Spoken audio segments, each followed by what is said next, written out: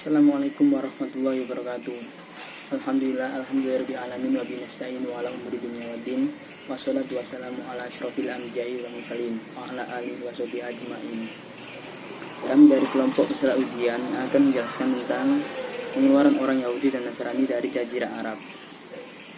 Ada suatu hadis yang berbunyi, Hadatsana Abu Ahmad Al-Jubair, Hadatsana Sufyan an Jabir an Umar radhiyallahu an. Qala la in istu insyaallah la akhrijanna yahuda wa nasara minal jazirah Arab.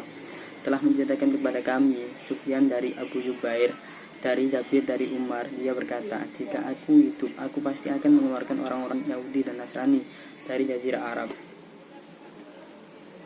Asbabul Wuruj. Al-Hafiz menyatakan bahwa orang musyrik hanya tidak boleh berada pada wilayah Hijaz saja.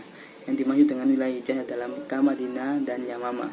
Sedangkan untuk daerah selain yang tersebut tadi tidak diharamkan bagi orang kafir untuk memasukinya, seperti Yaman dan lain-lain.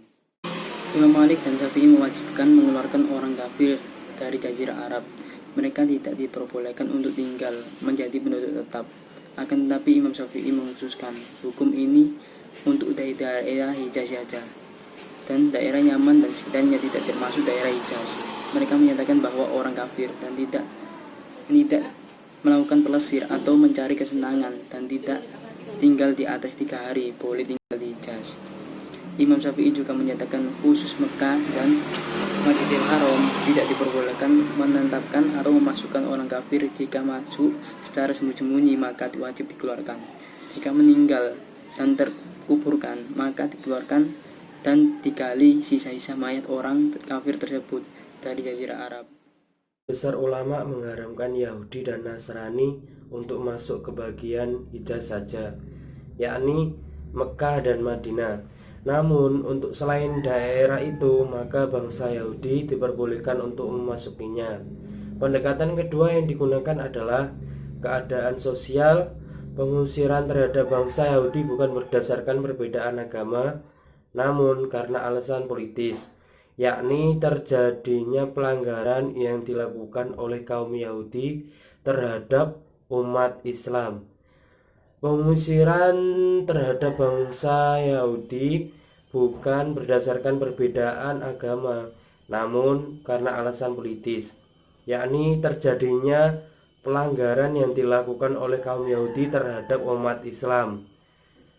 Akram Dia Al-Umari menjelaskan bahwa pengusiran orang Yahudi dari Madinah disebabkan oleh mereka tidak menjalankan perjanjian yang mereka buat dengan Rasulullah SAW. Mereka juga mengabaikan tugas mereka yang telah tercantum dalam perjanjian, dan mereka juga agresif untuk menyerang Rasulullah SAW. Apa yang telah Saudara Habibur Rahman dan Saudara Alif jelaskan tadi, saya akan menambahkan sedikit bahwa salah satu masalah rasisme yang terjadi karena keadaannya anti Yahudi dan menganggap Yahudi adalah agama terlaknat sehingga harus diperangi. Pendapat seperti ini tidak hanya bisa didapat lewat media sosial atau hanya sekedar media-media yang ada hari ini, akan tetapi di dalam kehidupan sehari-hari. Tak pelak seseorang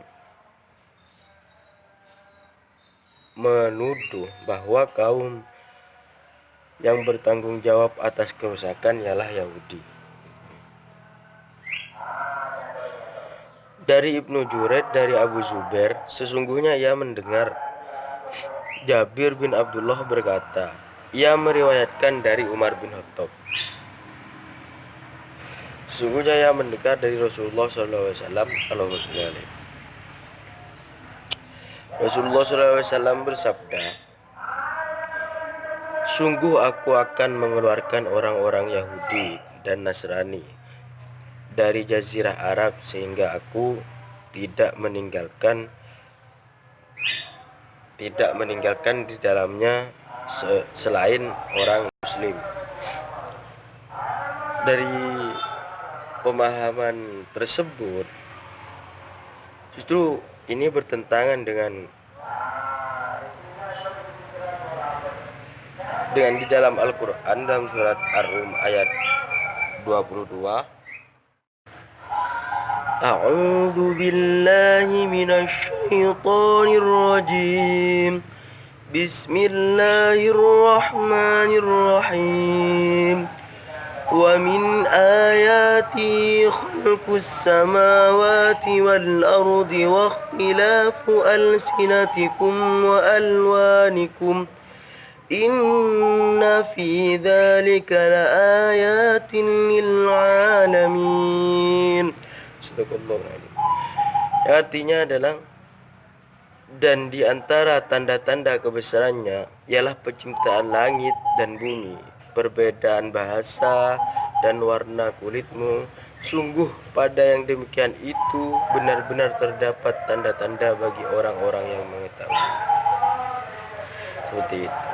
Jadi hadis